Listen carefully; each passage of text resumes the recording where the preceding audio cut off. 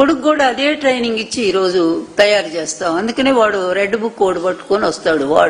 వాడికి ఏం తెలుసని రెడ్ బుక్ ఏంటి, విప్లవం ఏంటి? ఆ విప్లవం వేరు, ఆ నక్సలిజం వేరు. వాళ్ళు సమస్యల కోసం, ప్రజా సమస్యల కోసం, పేద వర్గాల కోసం వాళ్ళు నిలబడ్డారు. ఆ రోజు ఈ భూస్వామి వ్యవస్థ చేస్తున్నటువంటి దుర్మార్గాలను అరికట్టడానికి ఆనాడు నక్సల్స్ కి అందరూ అభిమానులే అయిపోయారు నిజం చెప్పాలంటే. అట్లాంటిది ఈరోజు రెడ్ బుక్, ప్రజాస్వామ్య వ్యవస్థలో ఈ రెడ్ బుక్ ఏంటయ్యా బాబు? నీ కొడుకు ఇదా నువ్వు నేర్పినటువంటి పాఠం? వాడు ఎట్లాగ ఏ క్లాసు పాస్ అవ్వాలా? అన్నిట్లో కూడా 0 మార్కులే మాకు తెలిసి. అట్లాంటి వాడు వచ్చి ఈరోజు రెడ్ బుక్ అని ఒక బుక్ పట్టుకొని ఈరోజు రాష్ట్రాన్ని విచ్చలవిడిగా ఇష్టం వచ్చినట్టుగా. పోలీసులు అంటే ఏంటి అసలు? మీ ఇంటి వ్యవస్థ అనుకుంటున్నారా ఇది? ఒక ప్రభుత్వం కదా.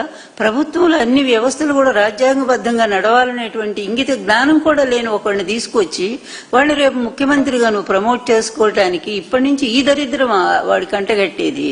అతను ఒక మంచి పరిపాలకుడిగా చెయ్యాలి అనుకున్నప్పుడు మంచిగా నేర్పించు, ప్రజల్ని ఏ విధంగా చూసుకోవాలో నేర్పించు, పేదవర్గాలను ఎట్లా జగన్ గారి లాగా ఎంత బాగా ఆదరించారో అది నేర్పించు, అన్ని వర్గాలకి నువ్వు దగ్గర అవటానికి పాలకుడిగా ఎలా ఉండాలో ఆ లక్షణాలు నేర్పించు.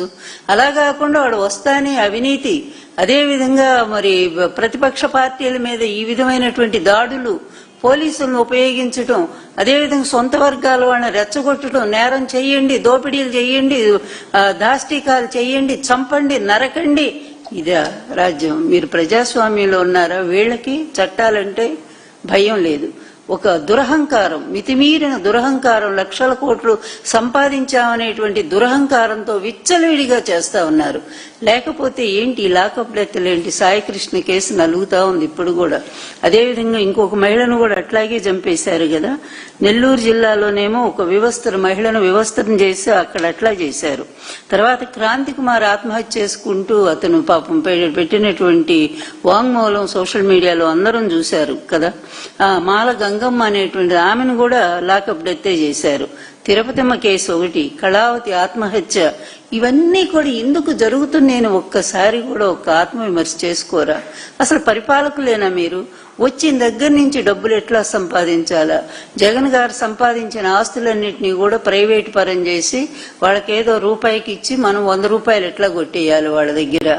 ఈ విధంగా ఈ పోర్టు కూడా ఇస్తున్నారు కదా, రామాయం పోర్టు కూడా, దాన్ని కూడా ప్రైవేట్ పరం అట.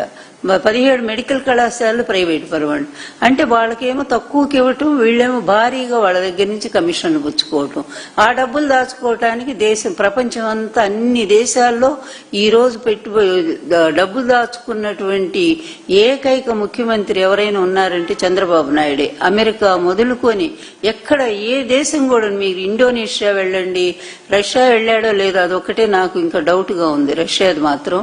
మిగిలినటువంటి చైనాలో కూడా పెట్టుబడి పెట్టారని తెలిసింది. సింగపూర్కి ఆయన సొంత ఊరు అయిపోయింది అనుకోండి. హోటల్స్ ఏంటి, ఎన్ని రకాల, మరి అలాగే మారిషస్, ఇక అన్ని అసలు వీళ్ళు పెట్టని చోటంటూ లేదు. దుబాయ్, ఎక్కడికి వెళ్ళా కూడా వీళ్ళ పెట్టుబడులు అక్కడ ఉంటాయి, ఇన్వెస్ట్మెంట్స్, పెట్టుబడులు. ఈ విధంగా వాళ్ళు ఇక్కడ ప్రజల సొమ్మును దోచుకొని తీసుకెళ్లి విదేశాల్లో దాచుకోవటం. పోనీ మీరు దోచుకున్న సొమ్ముతో ఇక్కడ ఏదైనా ఒక అభివృద్ధి చేయొచ్చుగా, ఓ ఫ్యాక్టరీ కట్టొచ్చు, ఓ కంపెనీ పెట్టొచ్చు, దాంట్లో 1000 మందికి ఉద్యోగాలు ఇవ్వచ్చు. అట్లా చేయరు, ఎందుకంటే అదంతా బ్లాక్ మనీ కనుక దాన్ని బయట పెట్టరు, దాన్ని తీసుకెళ్లి అక్కడ చేస్తారు. ఇట్లా ఇంత దరిద్రంగా అవినీతి పరులు, అవినీతిలో ఈరోజు ఆంధ్రప్రదేశ్ నంబర్ 1 గా ఉంది. కేంద్రానికి కూడా వాళ్ళ నిఘా సంస్థలు పూర్తిగా చెప్పిన ఇన్ఫర్మేషన్ అంతా ఇచ్చారు. ఈ ఆంధ్ర రాష్ట్రంలో ఇటువంటి దరిద్ర పరిపాలన సాగుతా ఉంది. లా అండ్ ఆర్డర్ పూర్తిగా కొలాప్స్ అయిపోయింది. ఇప్పుడు